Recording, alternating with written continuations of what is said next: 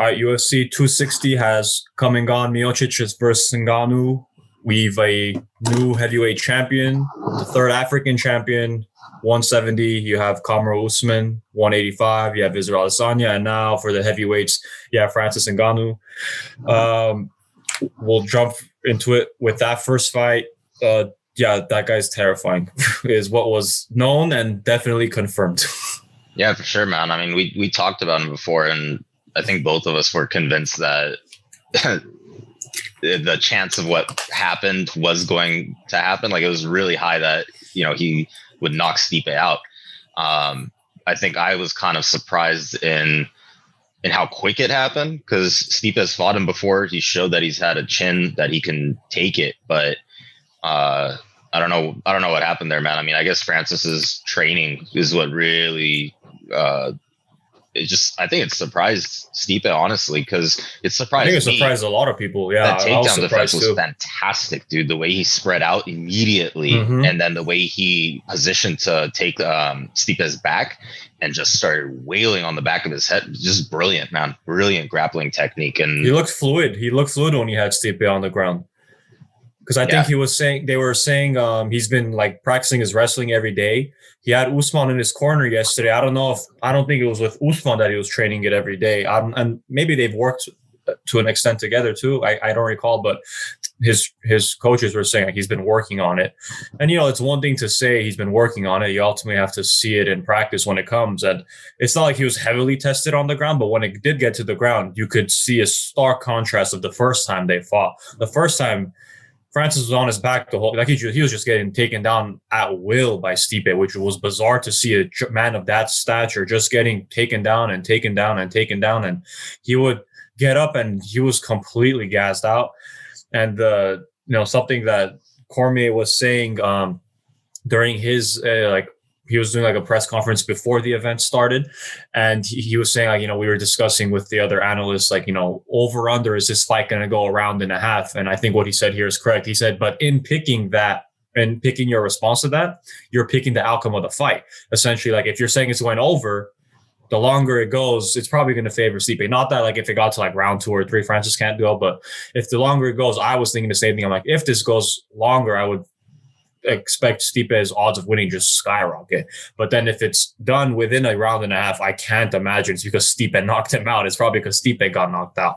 And that's what we saw round 2 early. He got it. I mean, still props to Stipe in terms of, like you said, regarding the chin. So 36 significant strikes, 28 to the head, and 28 legitimate significant shots to the head. They weren't any joke, man. The fact that he even lasted as long as it did was nuts. And a little bit worrying. I was like, I don't know how this guy's still alive. And then ultimately you saw he just got put to sleep. Yeah, no, it was crazy to watch, man, because there was a moment there, and I think Stipe had really messed up because he thought he did contact with Francis, right. I don't remember if it was right before the knockout, right? Yeah. But I don't know why he thought that was the moment to commit, because he was wobbly on his feet. I think that's why he got wobbly and didn't even know. If he had given himself a moment to just kind of step back, catch his breath a little bit, it may have been able to stretch a little bit longer. But I don't know. I feel like it was already done. The minute that Francis was able to take his back, get those hits on the back of his head, I think that's what rocked Stipe at that point. And there was no recovery from that, because can you imagine somebody like Francis Ngannou just bashing on the back of your head? For absolutely not. You're done. That's the thing. When that happened in the first round, I was like, "Oh crap! It might be done right now." And I was hoping they weren't going to stop it, because granted, those were heavy shots, but Stipe was still. You could still see that he was not. He was there. It's not like he was like, "Oh my gosh!" So he kind of got up, kind of got through it. But in watching that fight, I was wondering, after the first round ended, well, as the first round was occurring, I should say, Stipe didn't do anything. He threw 13 strikes. So as I'm watching it, I was thinking it looks like he's just trying to wait him out. See what kind of Francis are we going to get, the same guy that just kind of throws his hands like crazy, and then if he connects, he connects, and Stipe's like, well, I'll make sure he doesn't. So I'll just kind of see if he exhausts himself. And again, he threw shots and they were heavy shots. Now I'm talking about Francis, but he wasn't like wild. Like some of his other fights, if you see, just look at his last fight against Rosenstruck. Yeah. Like when he got him, he killed him. But if you look at the lead up to him getting it, he was hitting his chest, he's hitting his shoulder, he's just kind of wailing. And then finally he gets him a couple times connected and puts him to sleep. And that's really all he needs. But it's still kind of not as refined. Whereas this time was much more methodical. He was more crisp.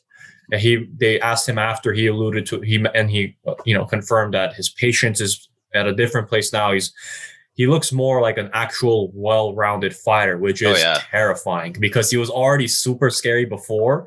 Because that's what I was thinking to myself coming in. I'm like, look, man, if he's still going to be the same guy where he's just a striker and like a scary one, but it's more like I'm going to throw everything and if I hit you, you're dead. That was like, I don't know if that's the Francis we see. I still like Stipe taking it, but that is not the Francis we saw, and that's what we did see, that Stipe did not take it. And I don't know if they're going to afford him a rematch. I don't know if it's going to be John Jones, whoever the hell it is. It doesn't even matter if it is John Jones. If this is the version we're going to be seeing of this guy going forward, and he's probably going to get better from here, you would assume. I don't know who's going to take him for some time. I mean, I think this is the version you're going to see. And like you were saying, he looked really, really sharp. He looked like all of that past experience was just developed into this technique. He was super cold, super calculative. What I'd like to know is, okay, can he go the distance? Can he go 5 rounds? Because no matter how sharp he looked, we don't really have a gauge yet. If somebody were to give him the run for his money and take him into, let's say, 5 rounds, would he have that same caliber of sharpness that we saw yesterday? And I think that if he continues training the way he's been training, I think that it's a guarantee. The guy's just going to have to stay conditioned, just keep up with whatever you're doing. It's correct because you looked amazing, dude. So, and as far as who he fights, I mean, the John Jones thing has been getting hyped up a lot, man. That was hyped up for months, even before. Even before this fight. I don't see John Jones beating him. No, I just don't see it, dude. It's not this version of John Jones of the last few fights. If this was like the John Jones of before that fought how he fought before and that version beefed up, sure. But given that this is the John Jones that just barely beat Dominic Reyes, who I thought Reyes actually won that fight 3-2 versus what the actual result was. I'm like, if you struggled to get through Reyes, I don't know how you're going to beat Francis Ngannou. We gotta take him on a skiing trip the night before. Yeah. Seriously, that is what it's probably going to take for that guy, man. And it might not. It looks like it's a possibility of 3 people. It'll either be John, and that's John wants more money. John wants money. I think John always wants money. So let's assume they don't give him whatever he wants. So John's out. Are they going to look at a Stipe rematch? They might consider it. Frankly, let's see what Stipe is even saying. Like, I don't know. He's not young. I think he's like 37, 38. He's in his late 30s, so he might not want to fight anymore, especially after that.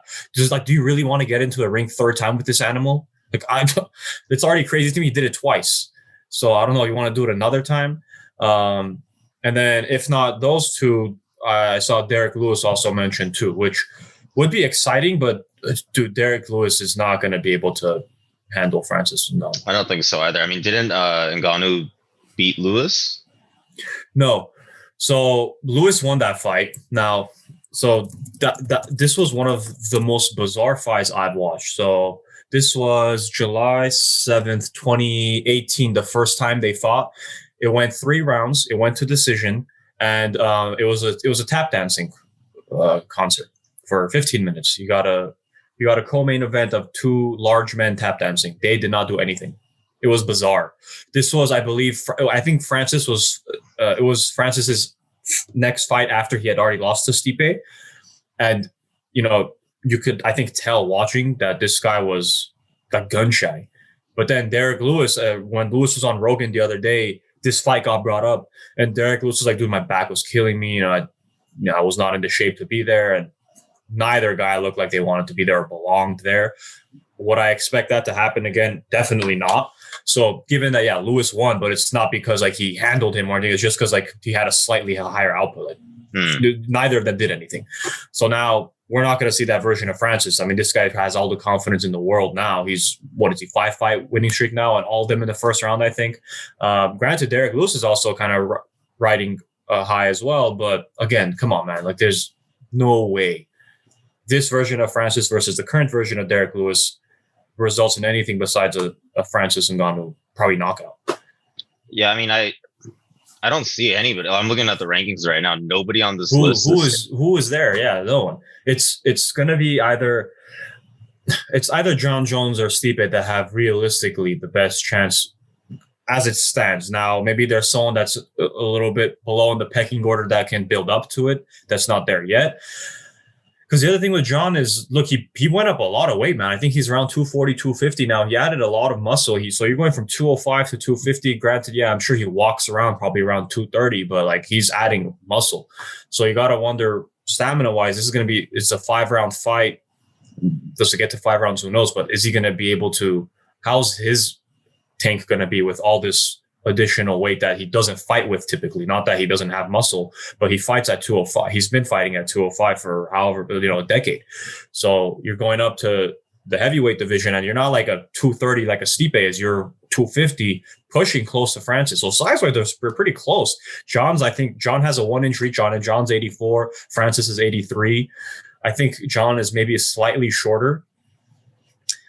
Look, it's not like John can't do it, but it's just like, I don't know, man. This version of the Predators, it's scary to wonder, or it's scary to think who can even do something, and I can't think of anyone.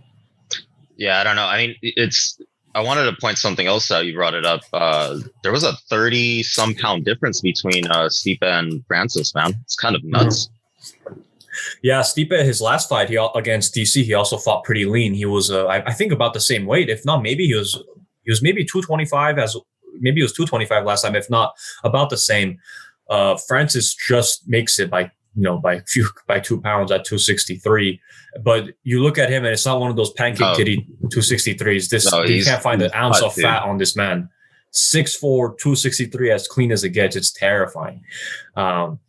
And I think they asked Francis after the fight, like, you had that weight advantage that you mentioned. He's like, did you feel it when you were fighting Stipe? Like, did you feel that he was lighter than you? He said no. He's like, he felt strong. So I don't know if he's just being respectful or if he legitimately felt that way. Because you look at Stipe like, Dad, that guy's, it's crazy to me. Like, I look at him, damn, he's 235. He looks lean. He looks like maybe a light heavy. He does not look like a 235 pound guy. Especially, putting him next to Francis in his last 3 fights, putting him next to DC, he looks super lean. So maybe that helps too. But yeah, man, I don't know. The new octagon is slimming. That's what everybody says, man. The one at the training center. Well, the thing is, for these two guys, they're going to look even more massive. Because it's a legitimate point. Because I think it's 30% smaller. So the legitimate point is that, when you're in there, especially with these heavyweight dudes, they just look bigger because the octagon's that much smaller. So. Yeah, I mean, I would love to have seen those two, just like to stand and watch them move around for a little bit and just be in all like, holy crap, these guys are massive. 6'4", one is 260, one is 230. And this, like you said, I don't know, maybe it is 30%. I know it's smaller. How much smaller? I don't know, but a shrunken thing, and you have these two behemoths in there just circling. And yeah, I wish it would have gone longer, just because I would have liked to see Stipe do something. This is nothing to take away from Francis in this fight. He did as short of a fight it was. He did show that he's more rounded than the previous versions of Francis that we have seen. But Stipe is like, the only thing I can think of is like, maybe he was just waiting to tire him and then go, because Stipe has proven he can go the distance. Francis and Stipe went the distance the first time, but Francis, he looked exhausted. He was on his back the whole time. I think that's exactly what it was, man. The first round was Stipe trying to see, like, okay, does he have that takedown defense now that everybody's been talking about? How did his latest training sessions, how did they go? How do I need to approach him now that he's allegedly this much of a better fighter, and he's trained and practiced how to defend and practiced how to take down, and he's got a ground game now. So I personally feel like I noticed that calculation happening, some of the guys I was watching with were a little upset. They were screaming at the TV, like, do something. Like, it's the first round in a 5-round, guys. Calm down. Like, there's that. If he rushes in, he's going to get, and there it is. You know what I mean? Like, so it's one of those things where I think he was calculating. It looked like it, and it looked like he kept trying to get a gauge on what he can and can't do. And just, like I said earlier, I think the problem was he didn't expect that takedown defense to go the way that it did. And he definitely didn't expect his back to be taken like that. And right.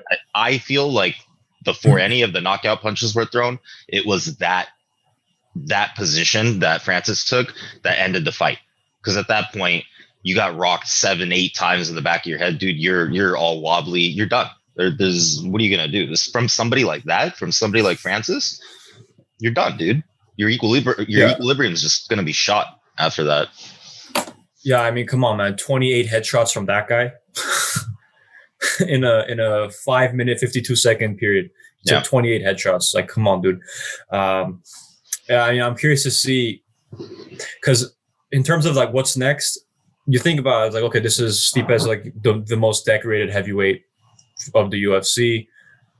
Does he deserve a rematch based on that alone, his standing alone? Probably.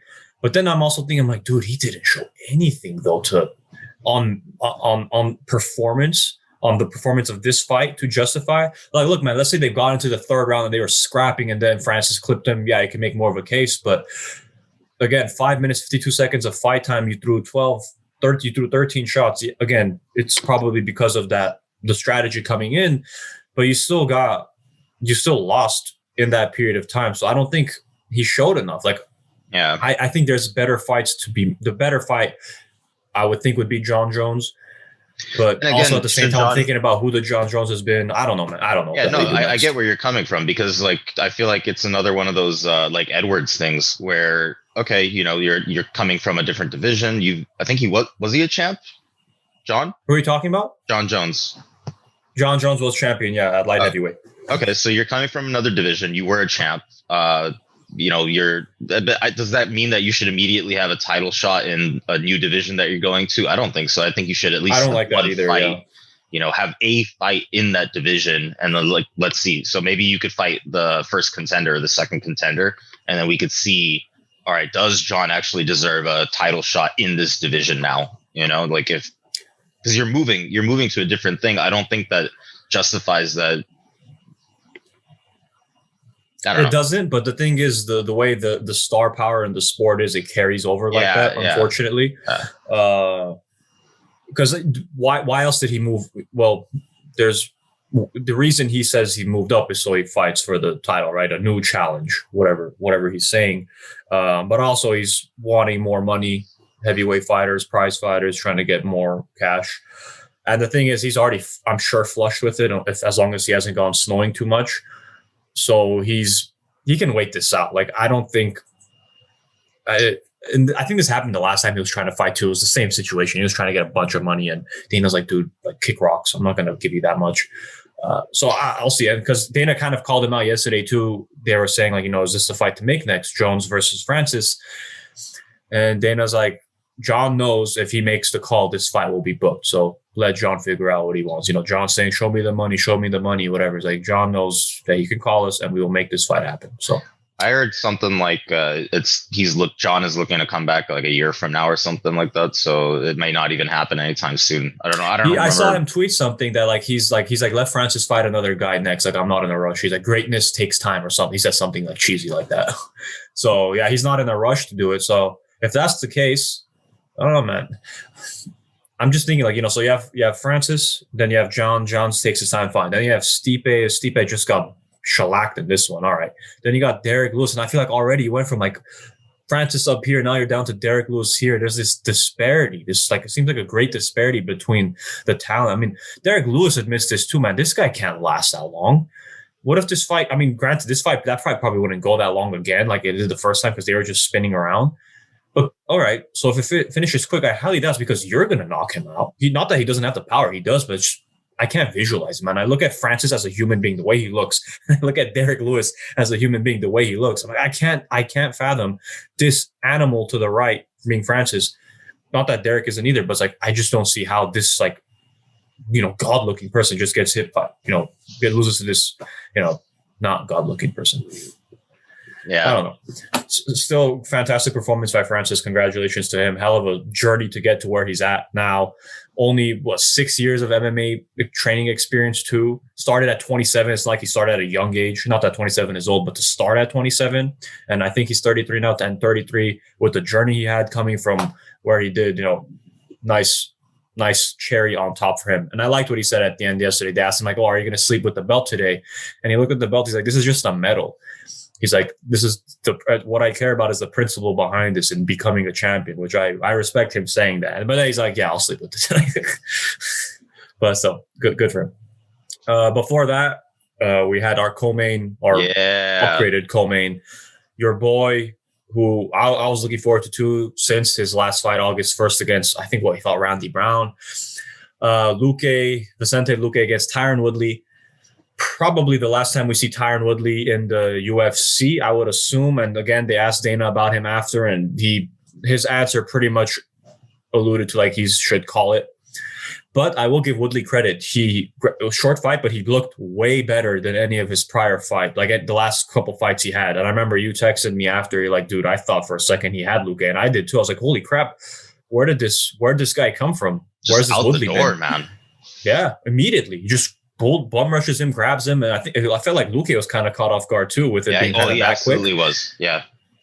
Well, I mean, because we're all of us watching, we're caught off guard. I can't imagine having somebody like Tyron Woodley charge at you like that is not going to take you off guard. You know what I mean? So, for me, what was going through my head was, okay, well, what's going on here? Is he thinking like, I need to end this right now? Because my impression would be that if it went any longer than that, Luque would clearly have the upper hand. Let's say going into the second or the third, and then.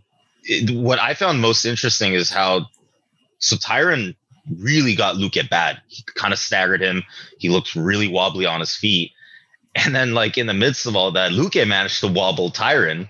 And then they're both wobbling back and forth, and it looked kind of sloppy at points where I'm like, what is even happening right now? They're just kind of, I got to finish this. And that's pretty much what ended up happening. I didn't feel like we got to see much of the technique that both those guys have. We just kind of saw we're both hurt. We both need to finish this ASAP. And, that's what ended up happening. When Luque rocked Woodley, dude, I was yelling at my screen. I was like, "Dude, end him."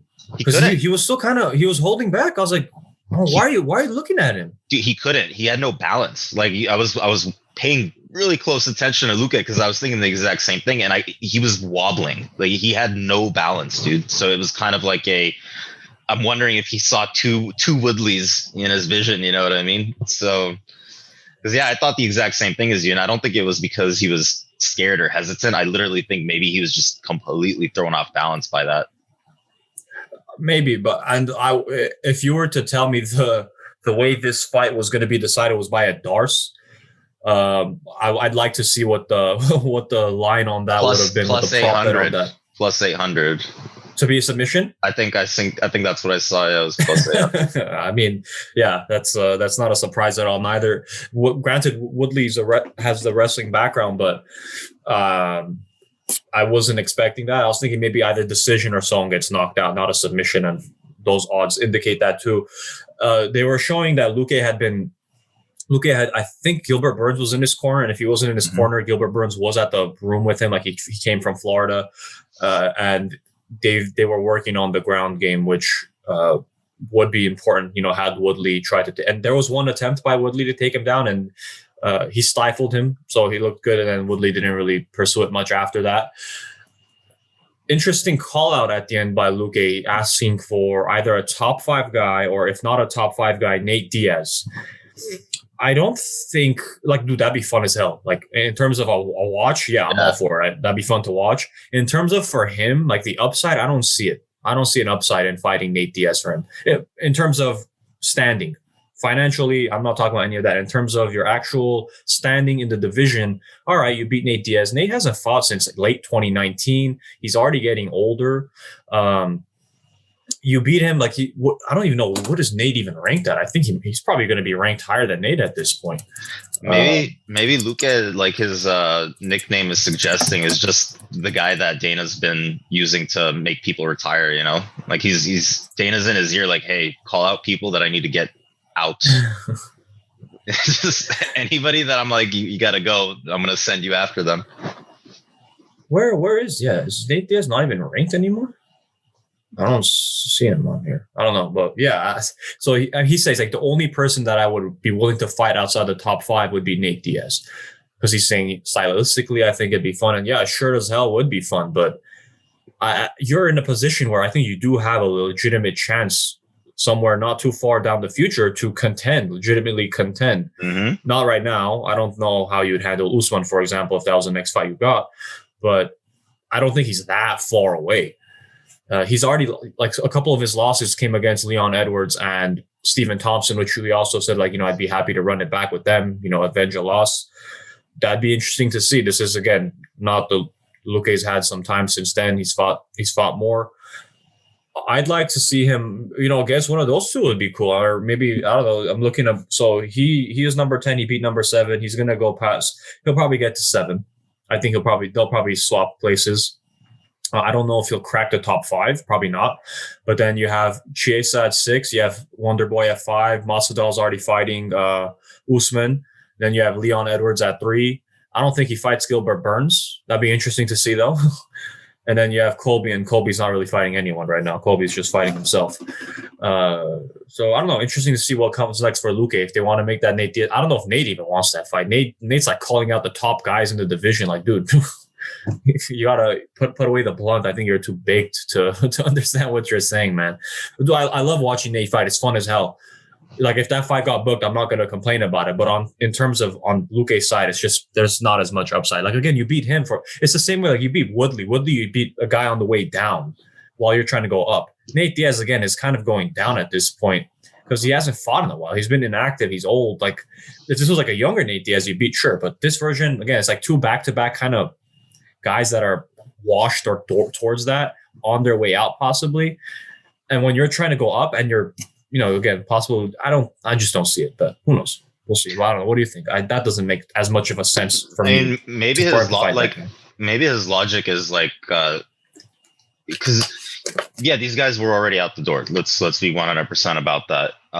But Woodley was a champion at one point, so at one point. Yeah, at one point. So beating him, I think mentally is a huge sort of stepping stone, even though divisionally it might not mean all that much, and as far as like trying to get to that top 5, it might not mean all that much considering how far Woodley's dropped. But like your mental state, like, I just beat an ex-champion, now who do I go after? Okay, well, maybe he's thinking I go after Diaz because maybe, I don't know, maybe it's another mental thing for him because, like you were saying, I could see that being the case. I don't see like your benefit if you're looking just at raw numbers, and if you're looking at the rankings and stuff.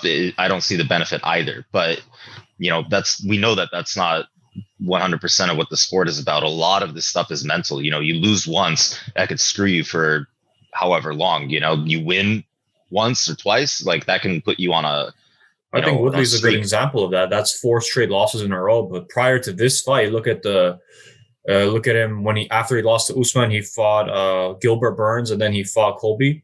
This guy's like a shell. He's a shell of who he was. It was bizarre watching him. It's like, why'd you even show up? Just walk into the thing, throw a white flag, and walk out. Like, didn't even perform. So for something, at least he got a little bit of an ignition this time. Again, because he came out, he threw some stuff. He didn't just stand there for 15 minutes. So I don't think Woodley necessarily needs to retire from fighting, but from the UFC, I don't think he's in that competition anymore. Unless you like throw him against some of the older dogs that are also in that same position, then yeah, maybe you could make it work like that. But I don't know who really cares to see it. Does Bellator scoop him up? Does he want to keep fighting? Is he going to go back to rapping? Hopefully not, but I don't know. I don't know what's next for him because I was thinking, he should stop after this, but again, it was a small sample size, but it looked like he still has something left. I just don't think that what is left is enough for the cream of the crop in this division. Maybe again, you want to give him like an up and comer again, but it's like just I don't know. I don't think there's any point. And Dana said it after the Colby fight. He should consider retiring after this one too. He's like, what is that? 4 straight losses for him. He's 39. Like, come on. Yeah, that was pretty much his reaction. I think it's one of those things too, where like look at how he got hit, and look at how that affected him. He was sliding around, man. Yeah, like, dude, could you move to a different promotion and fight? Yeah, you could. Should you? For your physical health, I don't know if that's wise. You know what I mean? Like, every time you get hit like that, man, it's shaving however much time off your freaking lifespan, dude. Like, I don't know if it's a wise thing to do as a human being to keep fighting if you're getting that wobbly. I mean, in general, once you start getting up to that age, that's why Dana says it too. He's like, man, like once these guys start getting up there, like shouldn't be getting hit in the head. No. And Woodley's been getting beat up the last few fights again. It's not like he's 39 and he's getting in there quick. He goes, knocks someone out, and he's out. He's not taking damage. No, got his ass kicked for 4 straight fights in a row. This was the one, at least this one was a quicker one. Colby, I think it was round 5 stoppage. Burns, he went 3 rounds. It was 3 rounds, I think, Burns, or was that a main event too? Either way, it went the distance, got his ass kicked, and then got his ass kicked by Usman. So I think it's enough ass kicking for him. Whatever. So props to Luque. Curious to see what's next for him. And I hope we see him a bit quicker than we did this last time around. Last time we saw him was beginning of August, almost 8 months pretty much. This was end of March, this card. I hope there's enough time to get another fight, yeah. At least one, I maybe August again this time, but Does Leon have somebody lined up? Not as of yet, huh? Because this will probably move Luque up. And then Leon, if he's still looking for, because you did mention that earlier, if he's still looking for a contender, considering that he was willing to fight Bilal, that's the thing though with Leon is, look, man, I already considered fighting Leon. Well, he had 2 guys well below him he was willing to fight. He was first going to fight Hamza, right, who was 15, and then he dropped, and then he fought Bilal, who was 13 or 14. He's like, we heard him, he's like, either title shot or give me like Colby, which I think is fair to say for him. Like, I don't like, if you go to Leon, you're like, look, man, how about the numbers? I'm assuming Luque will maybe go to 7. I don't know. How about the number 7 guys? Like, dude, really? Like, you guys took me from 15 to 13 to 7. Like, he doesn't have that much leverage given his inactivity. And then like his last activity was such a quick one and just took a guy's eye out. Again, messy. But I mean, they got to get Colby off his ass, man. He's got to stop doing this. This bullshit, dicking around that he's doing is dumb. It's getting annoying. It should be Leon versus Colby, winner of that. Let him face the winner of Usman and Masvidal. It's gonna be Usman. Let's get this division going, man. Like this stupid gridlock in the top 5 is dumb, man. This division has a bunch of really entertaining fighters, and for it to be this stupid merry-go-round in the top 5 is dumb. Like, you can't get rid of them, but do something. Get them moving. And I don't know how much Colby's trying to get, or if he's just being annoying, or if he's legitimately scared to fight Leon. If he is, I don't know why he would be, but get him off his ass, dude. Like, stop posting stupid pictures with some girl and then saying some dumb stuff, how you're balls deep in her when she's got a boyfriend. Like, you're just stirring up a bunch of dumb shit at this point. Like, let's get your ass in the ring and then take care of Leon. Then go back to resume to your Bang Energy drink, your Bang Energy advertisements and whatever other stuff.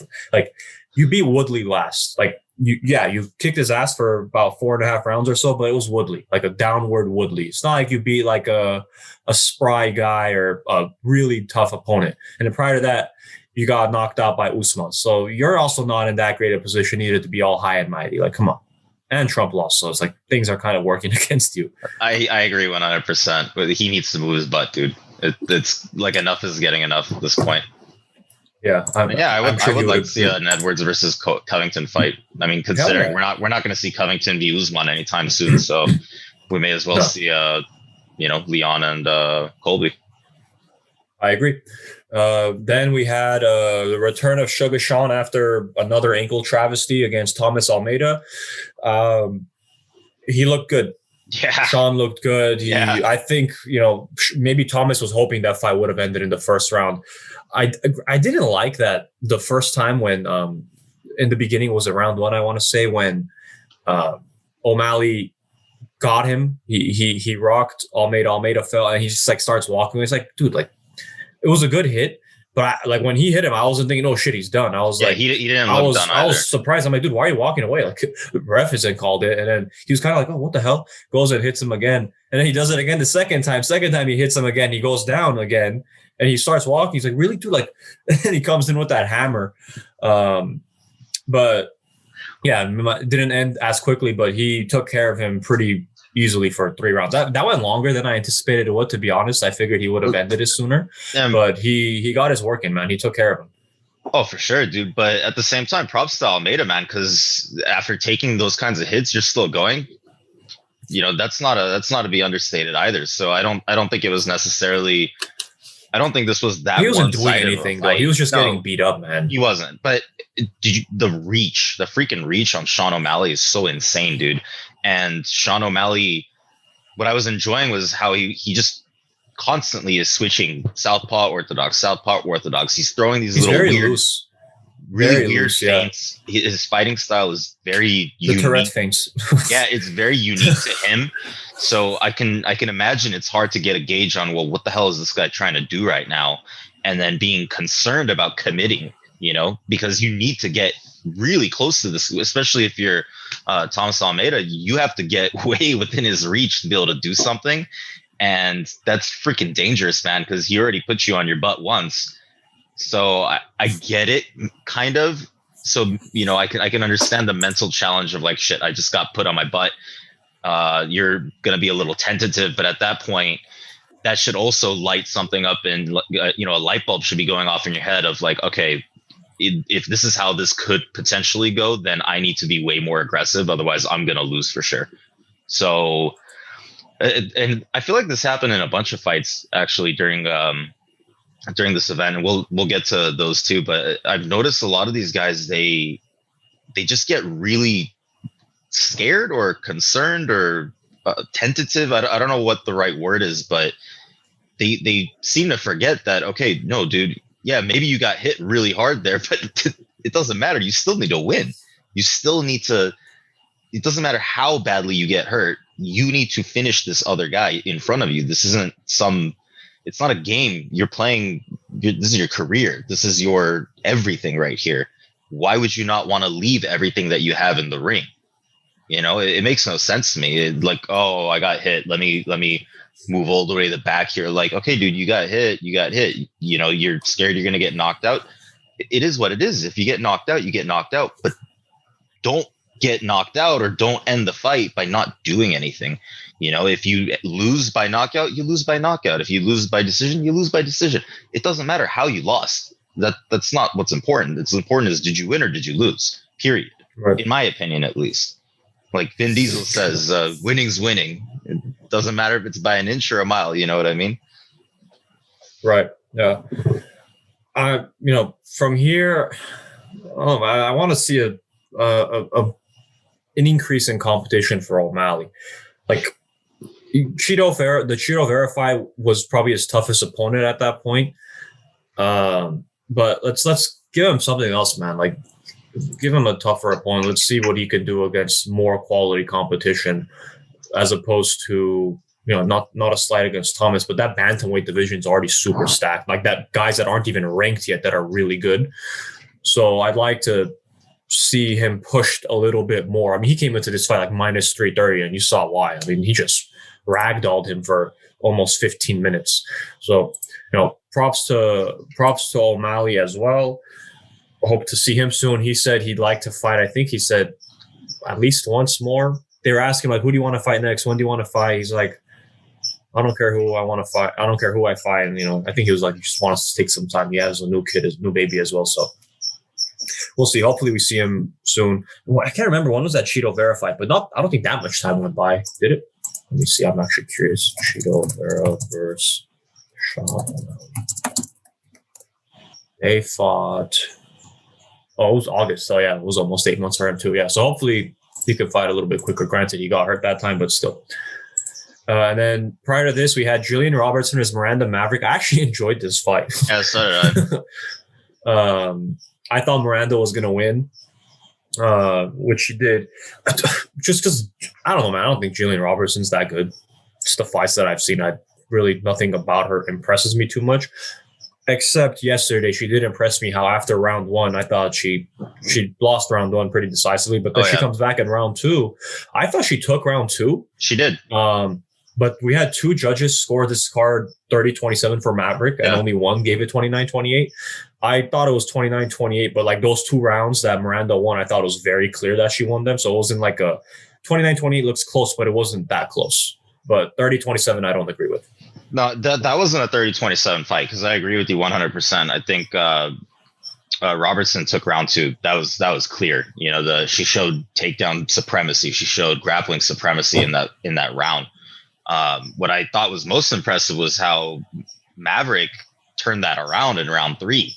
You know, we saw a lot of grappling happen in round three, and it was kind of interesting. I don't think Robertson expected that either. And what I loved was seeing her continue to try to take dominant position, and Maverick just shutting it down each and every single time. That was kind of impressive. Out the door, I thought Maverick was going to win as well. And once they actually started the fight, I felt that she just looked like she had better technique. She looked really tight. There wasn't really much wasted movement. Like sometimes we see a lot of these girl fights, and they look wobbly. They look kind of like I want to say penguins, because it's very strange. They're always kind of like floppy like this, and you didn't see any of that with Maverick. She's very planted on the ground. Every movement is just. She kind of reminded me of Luque a little bit, in that she's very technical with how she moves, where she's gonna go, what she's gonna do. So it was a no-brainer for me to take her as my pick. But I don't know, Robertson. I agree. I don't really think there's anything there. Maybe if she really practices the grappling, she can have a very dominant grappling game. But correct me if I'm wrong. These girls are in Shevchenko's division, right? I believe flyweights. Yeah, they are. Good luck. I mean, they're both young. Miranda's younger. She's 23. I think Gillian was like 26, 27. They were both in their 20s, but Miranda's young. Like Miranda, you can see that she could do something. You know, she can get somewhere. Yeah. If she continues. You know, maybe once Valentina's retired or something. But yeah, I feel like Gillian. It seems like Gillian Robertson's always fighting, or I just see her so much because her stupid Instagram pictures always pop up in my feed too. I just stick to that stuff, Gillian. I don't know, man. As you know, as bad as it might sound, I think you're better suited for that versus the ring. I'm not really saying it working in your favor for a ranked fighter. I don't know how she's still ranked. That performance is not what you should be showing. You know, like for a ranked fighter, you should be fighting the way Maverick fought, I think. And this is another one of those things where, like, if you get up there, I don't see you surviving against. Definitely not against Shevchenko. Definitely not against Andrade. Maybe Chukagian, but probably not there either. I mean, Calderwood is a beast too. I mean, I don't know, man. She fought 3 times last year, so that's why I felt. And they were in quick order. She fought June, October, December. That's why I feel like I'm always seeing Gillian Robertson in addition to her popping up on Instagram every time too. And her last 4 looks like she's 2-2. She's lost 2 in a row. She had won 2 in a row prior to that. I don't know why it feels like she's been losing forever for whatever reason. I don't know. I don't have any justification, but let's see what's next for Miranda. Again, very young, and I checked. Gillian is 26, so she's young too. So it's not like she's like an old dog. But get back to the gym, train harder. Yeah, or go back to the green screen and take some pictures or something. I don't know. We had leading off our main card a fight I was looking forward to, a fight that I was surprised by the result, and also a quick one again. We went from the prelims, most of them going the distance, and then we went to the main card, everything finishing like this, minus the Maverick fight. So we had Jamie Mullarkey versus Khama Worthy. Khama Worthy, I think this was the first time in his last 2 fights that he actually entered the favorite. The last couple fights, he was the underdog. And based on those last 2 fights that I saw him watch, I was like, no, man, I think it's Khama Worthy's time. Actually, he lost his last fight too. I don't remember that. I watched that though, but I don't remember him losing that. I was like, maybe we see Worthy take this. I actually felt pretty good that Worthy would take it. No, he got taken care of pretty quickly. He ate some tough shots there by Jamie. I would have loved to have seen this one go the distance, man, because the way they both opened up and the feinting that they were doing, I thought was fantastic. They were both. It looked like this going the distance would have probably been, one of those fight of the night style fights. But that left catching Worthy in the chin, man, freaking nuts, dude. That was crazy to watch. And there were moments where what I liked. Okay, let's rewind the tape a little bit. Malarkey did exactly what you're supposed to do when you knock a guy down. He jumped on it. He pounced. There was no, let me turn around and just start walking this other direction. No. Don't do that, dude. You hit him. He's on the floor. You need to pounce. Immediately pounce. And that's what he did. He got that finish. If Sean O'Malley had done that, he would have gotten that round one finish as well. So this kind of just goes to show, like, the difference between somebody who's trying to be a showman and somebody who's just, trying to actually, like, hey, dude, I want to murder this guy. That's the difference, And Sean O'Malley, sorry, I know I'm rewinding the tape here, but Sean O'Malley even pointed that out, where he's like, what did he say? Because they asked him, why didn't you finish him? You had him down. He's like, oh, I got to put on a show, this and this and that. Well, yeah. Like, that wouldn't have been entertaining. I don't know what to tell you, man.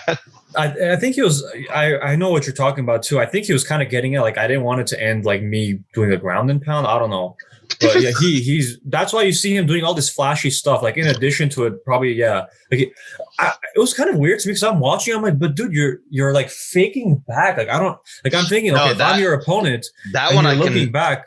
That one I can explain to you. It's because that's what he's doing every time he goes for a spinning back kick. So whenever he does that, it's supposed to be like a fake for the spinning. Yeah. Okay. So whenever he does that, that's the feint for the spinning back kick. Because he does do that fairly frequently. Yes. So that makes sense. Yeah, sorry, right, well, I know I segued us. So, but yeah, good on Mullarkey, man. And yeah, I mean, there wasn't really much else to discuss on that fight. It was a quick bang. They need to get Worthy. They need to get him, cleared, and then immediately throw him right back into fighting, because I don't feel like we got to see what he could potentially do, dude. It's kind of unfortunate because that fight, I feel, would have been awesome going 3 rounds. Yeah. All right. So that's our main card. Good main card. Would have been better, probably, most likely, definitely, if we had Volkanovski and Ortega, but, COVID. So the feature prelim, we had Alonzo Menifield against Fabio Cherant. It was going to be Alonzo Menifield against William Knight originally. I don't know what happened, because then they threw William Knight to fight some other guy like next month. I don't know why. I was kind of annoyed by that because I was actually really looking forward to Menifield fighting Knight. These are two big guys. Knight's a contender series dude. I believe Cherant's actually a contender series dude too. And Menifield's coming off of 2 losses. I think both of which the first loss he had was definitely he was a favorite. The second loss, I believe he was a slight favorite against OSP. And it's funny, he won this fight by a Von Flue choke, and his last fight he lost against Ovince Prue, who is known for the Von Flue choke. So I thought that was funny. He got knocked out by OSP, comes out, uses the submission that OSP is known for. Props to him. He made quick work of Cherant. Yeah, it was kind of a late addition to this event. Like, he just kind of stepped in late, but dude, he took care of him very easily. I mean, there's really not too much to say. It was a very short fight, but yeah, no, I really don't have a couple losses. It's an important win for him. Like, props to Alonzo on getting that takedown, man. It was a beautiful takedown too. But yeah, it was so. I didn't foresee that from him. No. He's you look at. I don't know how he's 205 pounds. Number one. I'm looking at his picture right now. This guy looks like an absolute animal that is not 205 pounds. I don't know how he weighed in at, whatever he weighed in at. Regardless, so I was expecting him to knock him out, but no, gets a nice takedown, like a very wrestling looking takedown. Very clean, dude. Very clean. And then just that was it. So good for him. Let's see if that helps the confidence. Because he was 9-0 initially, and then 2 straight losses. So you went from not losing to losing 2 in a row, and then your opponent drops out or whatever the hell happened, and then you get a new one last second. Kept the focus, got the job done, impressively so. Then we move over to Jared Goodin and Abubakar Nurmagomedov. These next 3, the other 3 on the prelims, I didn't catch those. So what did you see on this one, Andrew? I honestly thought Goodin may have been able to win this one. Just off looking at the 2 of them side by side. But Khabib's cousin rocked him. I'm sorry, I'm not going to be able to pronounce the name, so I'm just going to go with Khabib's cousin. Abu. He rocked Goodin in round 1. And then I think what ended up happening is Goodin just kind of got scared, because there were moments in round 2 where he looked like he was actually legitimately running, not like how do I put it?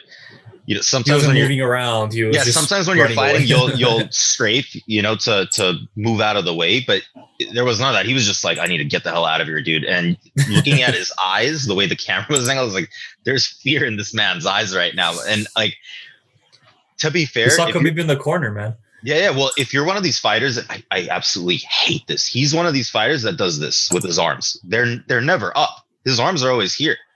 Like, and I don't get it. You're talking about Goodin? Yeah. I'm talking about Goodin, and my logic being, well, there's no logic to that. First of all, I'm thinking it's maybe so that they don't see what you're about to do, but this is dumb, dude. Because if you get caught wrong, you're gonna drop, and I don't know, that's pretty much what happened. This one really didn't have all that much to say either, dude. Khabib really got him, or Khabib's cousin really got him in round 1, and then that sort of continued into round 2. The guy had like freaking guided missiles for arms, man. Every shot was just straight down range. And I think that put Goodin on his back leg in round 2. In round 3, he actually came out the right way. Instead of running from Khabib's cousin, he figured, okay, I need to win this round. And so committed. He just, everything that he had, he was leaving out on the table. And I'm thinking in my head, you might have a chance.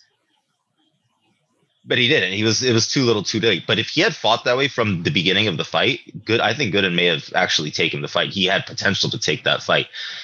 Round 3, he did what he had to do, but Khabib's cousin being Khabib's cousin, he took him down, and just with the ground control solidified that win in the 3rd. Congratulations to Khabib's cousin. And then before that, we had Modestas Bukauskas versus Michael O. I actually wanted to see this fight because I like seeing Bukauskas fight, but unfortunately didn't get to see this one either. Split decision. I saw a couple comments saying the wrong guy won. What did you see of this one? Did it seem like, did you have Michael winning that one? I had it's Bukauskas. Is that how you say that? It's not Bukaki, it's Bukauskas. Bukauskas. Hold on. How do you say this? Yeah, Bukauskas. Bukauskas. Yeah. I had Bukauskas taking it. I had him 2-1. I saw a few comments saying that. Yeah, so it was a weird, I don't know. Every time this freaking topic comes up, it drives me bananas. And I actually have a little bit of information for you on this. Apparently, the judges don't see they don't have access to the points, so they don't know what the significant strikes are. They don't have any of that. Apparently, this is according to, I think it was Cormier who said that. That might be better though, because I feel like if they see that, it might skew them. Like they maybe thought, okay, like it's I think Modestas had that round. It's already skewed. Yeah. They're giving out freaking 30-25s. Our boy Tim Elliott. I don't know what to tell you, man. Like if they're worried that that's going to skew things and it's not already skewed right now, I literally don't know what to say, because some of these calls are so stupid, dude. Like, this was a clear win for you on Bukauskas, or you're like, I can understand why they gave it to Michael. I felt it was a clear win. That's how I felt. Because I'm gonna assume I would have given, I think Bukauskas, whatever his last name is, I would have given him the first 2 rounds. I think because I have it written here 2-1. That's how I put it down. So I'm guessing that's what was going through my head when I wrote that. Here, I'll pull up the scorecard right now for that fight. Okay, so we had 2 judges gave round 1 to Michael. 1 judge gave round 1 to... Well, it was a split decision. So the judge that gave the fight to Michael scored... the judge that gave the fight to Modestas scored rounds 1 and 2 in favor of Modestas, MB, and he gave round 3 to Michael. So it was 2-1, rounds 1 and 2, and then the other 2 judges both gave rounds 1 and 3 to Michael, round 2 to Modestas. Yeah, I don't know, man. It's kind of hard to say, honestly. I can only tell you that I felt... I mean, just looking at the numbers, which isn't always the full story, but very close there. You have 58 strikes versus 56 in favor of Modestas. Control time, not too significant. You have a minute versus 4 seconds. No takedowns. So on paper, it looks close too. Obviously, scorecard went close. You felt Bukauskas took that. The comments I saw felt Bukauskas took that. But ultimately, judges gave it to Michael. And that's a tough loss for Bukauskas because I do enjoy watching him fight. So let's see where that goes for him. I don't think I've seen Michael fight before. His name looks terrifying and not familiar. So I don't know. But congratulations, Michael. I thought it was a good fight. I mean, there wasn't really a lot of action. So it wasn't one of those where you're like, oh, this is crazy. But I thought it was solid. It was all right. I don't know. A lot of the prelims, the early prelim to early prelim as well. A lot of the prelims I felt were kind of slow, in comparison to sometimes we watch them and we're like, what is happening right now? Because the guys they're just bombing and they're quick, and maybe it has to do with, I don't know. Moving on.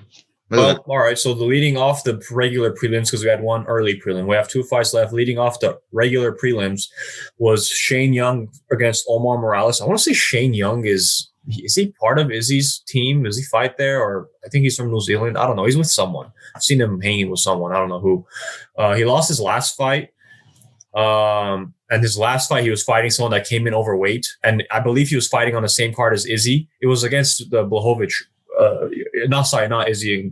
Blachowicz fought as well. It was when Izzy fought Costa. Shane Young was on that card. Shane Young fought someone that missed weight, and Shane Young lost. And now after that, he fought. This was his next fight against Omar Morales. Looks like he lost 30-27. I didn't catch this one either. Pretty decisive win for Omar then, you think? No, because this one was also weird for me. They gave Morales a 30-27. All across. Yep, unanimous. No, because as far as I remember, Young had more strikes and a TD and more ground control. Incorrect. Shane had 46 strikes versus 69 and 1 takedown versus 2 for Omar. Shane did have more control time, 3.5 minutes to 1.5. But strikes were 23 less. Okay, this is the adjusted. Like during the event, I seem to remember these numbers being the complete opposite, basically. Like, they do sometimes update it after. So yeah, possibly that's what happened. Well, except for the takedowns, because Morales definitely had more there. But I remember seeing Shane having more total strikes and more significant strikes when they put the scorecard up. Or the scorecard, it's not the scorecard. When they put up the stats during the actual fight itself, yeah. So did you think Shane won the fight, or you just thought it was in a 3-0? No, I thought it was in a 30-27. That's what it was, because it looked like he had at least taken a round in there. So for them to be like 30-27 was kind of... 30-27. Well, hold on, I'm looking. Round 1.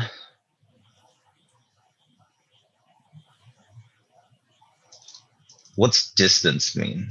Oh, like striking? I don't know, like how they actually qualify. Like, do they actually have like an actual distance that qualifies it for it to be a distance strike? But yeah, like if you're like a foot away or what? I don't know what the actual number is. But so just looking off at this, I would say Shane would have taken the first, because they have Morales has no strikes really, and he doesn't. Oh, I guess you got a takedown later. Dude, I don't know. Both these guys they were gassed. They were sluggish. They were? Yeah, man. Yeah, I felt that way at least. Featherweights, come on, man. They You were should be able to go 3 rounds easy. well in the third. They were just. It looked like they were getting sloppy to me. Young was controlling the center most of the fight. Round 3, great takedown from Morales. So I don't know. This again, the prelims for me were kind of because I felt like a lot of the guys were sloppy. And the ones right before this one were super sloppy too. Against the Marc-Andre Barrio and Abu Azatar. Actually, because I was watching that fight on my phone, like in between doing things. What I saw, I was like, damn, this looks like an interesting fight. Like, it wasn't like clean technique because they're pretty big looking middleweights, and especially towards the end, like they had not much left in them. But I thought what I saw seemed like a good fight, and then Barrio gets the stoppage with just enough time, with 4 seconds left. He gets a stoppage on Abu. But what I saw is 141 significant strikes for Barrio, or whatever, and 108 for Abu. A lot of punches thrown, but not necessarily. There's no power behind them. That's the thing. Like they're done. Like after, like I feel like it was in the second round. I was already like, these guys look like they're toast. That's exactly it. So going into the second round, they were already done. They were then, like I said, sluggish. It got, to me, I thought it got super sloppy towards the end of the second because it was getting bad. They didn't have any power left, dude. So I don't care how many strikes you have. When your strike is like what is that? That's not a strike, dude. But the third round, Barrio was on top of Abu, I want to say, like almost the entire time. And he was giving him some nasty shots, man. He completely dominated in the third. Dude, when that first fight ended, when this fight ended, that entire middle section of the octagon was just blood soaked. Yeah. What I found most interesting, honestly, because the fight to me was kind of like once I start seeing that type of sloppiness, it doesn't matter. I start tuning out. I'm like, I don't care to watch this anymore, because there's no, like, I can fight like that. Okay. I can just, it's boring. Like, I want to see technique. I want to see like somebody push through. What I found most interesting about this fight was how the ref kind of stopped it and restarted it when the mouth guard popped out of Abu's mouth. So it was interesting. I don't feel like I've seen that before, but his mouthpiece popped out, and they were on the ground when it happened, and the ref saw it, didn't do anything for like a good 5 seconds, and then stopped the fight, told them not to move, grabbed the mouthpiece, put it back into Abu's mouth, repositioned them while they were on the ground, and then he was like, "All right, start." Yeah, I had never seen that before, so I was kind of like, often, because it's not often when their mouthpiece just like falls out. But that's pretty much what they're supposed to do. They try and find a moment right when they can stop it, so they're not compromised on the teeth. Pops it in, and then like if he needs to adjust them a little bit, he does, and then he's like, "All right, go." That was interesting. Weird, but I guess I don't know what else you're supposed to do. Well, and then Abu, when he got rocked, I want to say it was in the third, was it? His TKO. The reason why he had that TKO was because he dropped his freaking mouthpiece again, and then decided to bend down while he's right in front of Marc-Andre to pick it up, and the guy's like, "I guess I'll hit you now." You know what I mean? Like, but like, what do you? This is what I mean by sluggish and sloppy. If you're that bad to the point where you're not thinking anymore, like, "Oh, my mouthpiece fell, I'm just gonna bend down in front of this guy that's trying to kill me and pick it up." Go back to the gym. Don't fight on TV, dude. Go back to the gym. Well, I'm looking at the pictures now. I don't know how they make 185. I don't know either. Well, that was the last fight. Overall, the last several events, I feel like the prelims have been almost better than the main card or very comparable. This time it was one of those where I would say it was not for the 2 fights that I saw. I didn't see those middle 3, but you're saying the middle 3 were kind of whatever too. I mean, Menifield one's kind of tough to say anything. It was a quick one, so then he took care of his business. But the Barrio Azatar one, round 3 at least, was the one I saw most of, and that one was, I guess, entertaining enough. You had a guy on top just hitting him in the head. So I don't think the prelims were anything special this time around, man. I thought they were all kind of sloppy, to be perfectly honest with you. I didn't like any of those fights. Yeah. In the kind of last nugget I had, last thought I had on the event was I was kind of surprised they gave Woodley and Luque the fight of the night. I didn't even know that's what happened. Yeah, they gave Francis got performance of the night, which sure. But Woodley and Luque being fight of the night, I don't know why. It was like 2 minutes long, 3 minutes long. And I would argue O'Malley maybe should have gotten that. The O'Malley Almeida fight could have gotten fight of the night. I think make a case for that, but that's also one of those where I'm like, where when I see like fight of the nights, but it's like one guy got his ass kicked for like whatever 15 minutes, like the other guy didn't do anything, one guy did. This was one of those where it's like maybe they should have maybe thrown a performance of the night bonus to O'Malley too, or I don't know if they only give it to one, but because he did a hell of a job. It's just Almeida didn't really do anything to make it a fight of the night, because it was more like ass kicking of the night. Maybe. Well, what's the in your opinion, like what would be the standard for giving out a fight of the night performance? I would want there to be like at least, I'm not saying they have to be the neck and neck, the significant strikes, takedowns, everything needs to be right at it, but there should also be some kind of like, there's a response by both men or women, whoever it is that gets it. Like the O'Malley one, I don't think it, like for me, that's not a fight of the night because it's just O'Malley kicked his ass for almost 15 minutes, whereas Almeida just ate it. That's why I'm like, you can make a case that O'Malley had a good performance, hence maybe performance of the night. Like that, I think qualifies more so versus fight of the night. Because and also fight of the night, I want to see some, like a little bit of duration, unless it's like a quick one rounder, but they're both banging and going, then sure. But like this Luque and Woodley fight, it could have manifested into something else. And yeah, Woodley kind of came out aggressive initially, but then they did kind of slow a little bit. So that wouldn't for me qualify for fight of the night. What about Maverick and Robertson? Because I feel like that one was entertaining. That was interesting. You could maybe make a case for that one because that one went the distance. It was pretty balanced. They were going back and forth. I don't agree with 230-27s. 29-20, I think, is more indicative. But it wasn't like fireworks. So I feel like there's also like that piece of it. But it wasn't fireworks, but at the same time, I was kind of like what is happening right now? The way Robertson switched it up in the second, and then the way Maverick just took it all back in the third. And it wasn't like it was a slow third round. Robertson was constantly looking for, like she was almost going to get an armbar, dude. So there was movement and action happening. I thought, that was a performance of the night. Maybe not in a different, let's say in a different card in a different event. But if we're going to say that the Woodley and Luque fight was a performance of the night, then I would say that the Maverick and Robertson fight definitely was a performance of the night. I think if you gun to my head, pick a fight of the night from the event. Yeah. I'm picking Robertson Maverick. Yeah. Otherwise, like if I didn't have to give one out, I don't think I really would give a fight of the night. Not because like the fights were bad, but for me, again, I want to see some.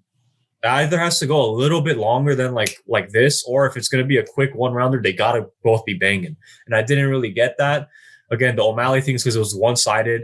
Robertson Maverick, yeah, it was pretty balanced. It just wasn't like too flashy. But again, like if they gave it to that, like I wouldn't be like, oh my gosh, what the hell? That makes no sense. It makes less sense to me that they gave it to Woodley and Luque. Had that fight gone on longer, yeah, sure. It was just too quick for me to feel like it was a fight of the night. Like it was. No, you're. Dude, I'm telling you, man, we've been on point with the way we're thinking about this. This was Woodley's retirement fight. So the logic here is, all right, he's going to need a small purse to be able to set himself up, once he's out of the promotion. Get a recording studio, get some Yeah, come on to our show, man. Come on to our show. Yeah. Yeah, because I'm looking at them like, damn, man, Woodley got $50K for that? I'm telling you, man. It's a severance. It's severance. And he equates like a standard like $50K severance too. That's funny. Performance tonight, Francis.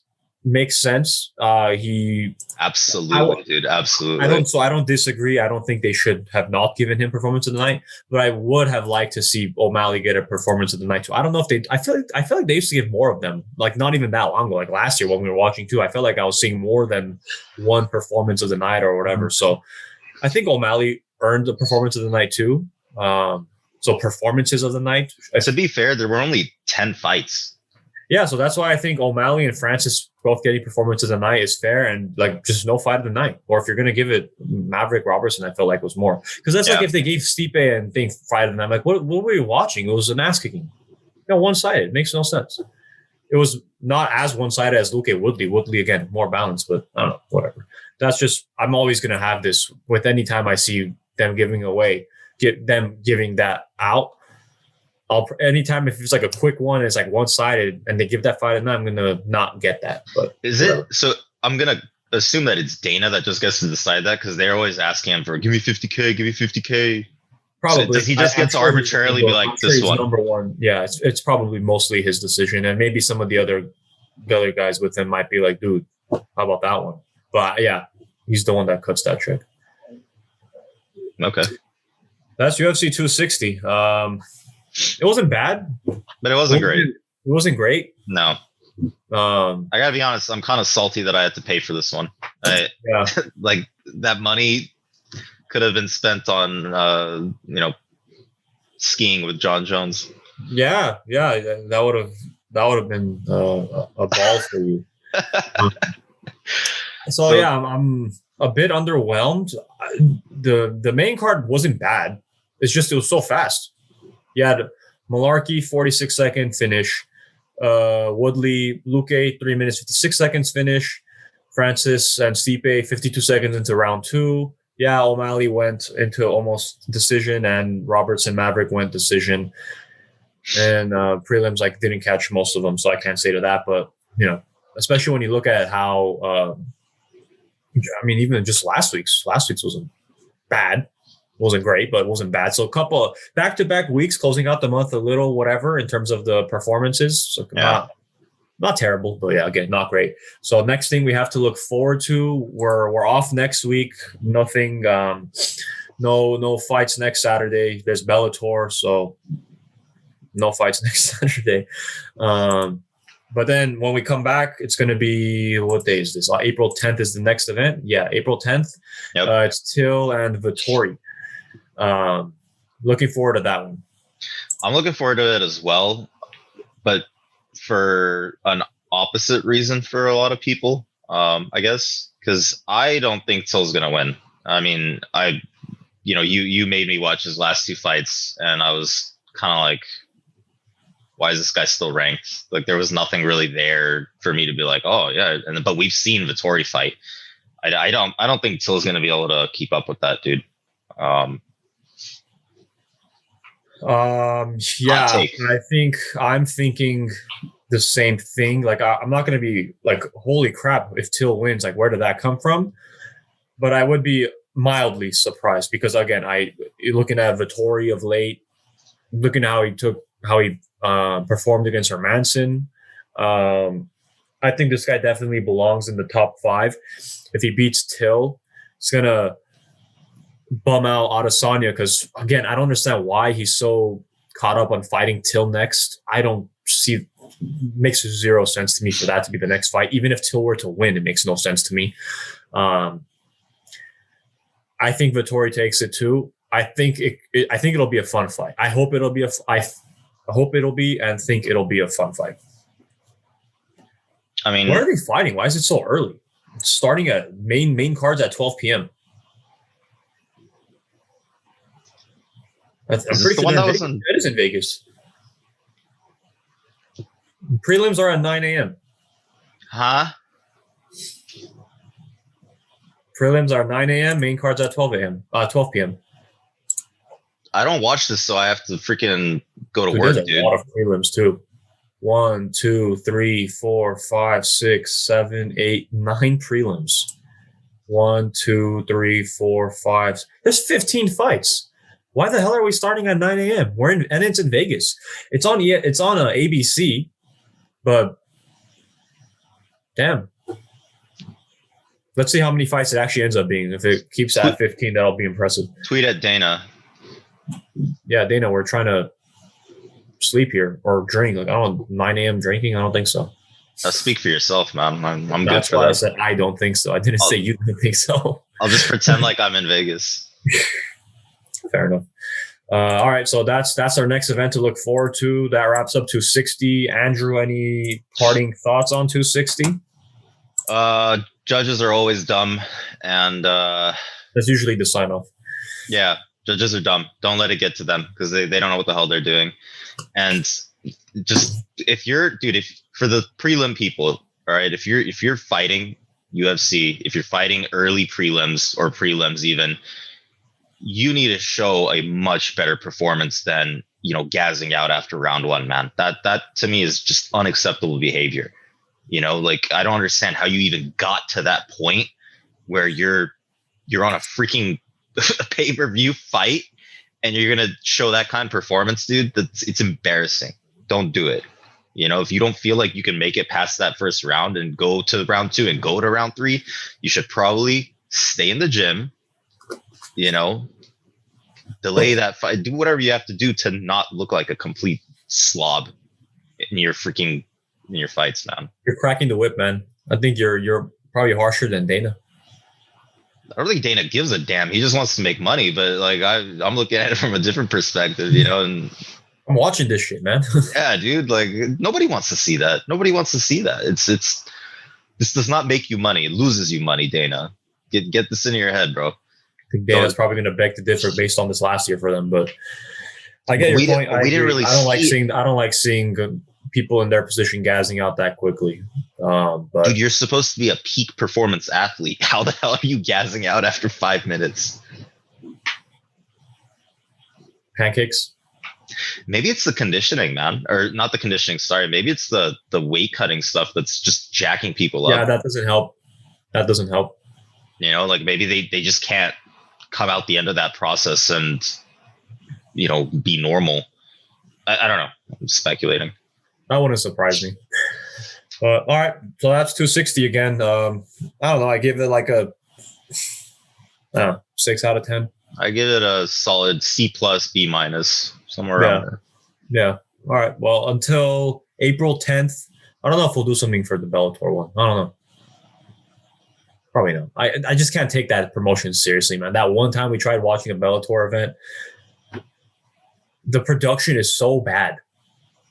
The announcer is bad. I'd rather hear Joel Martinez, I think, than that guy. I don't know. Never mind. I'll take that back. I don't think I'd rather hear Joel Martinez. We could try watching it on mute and see if that goes better.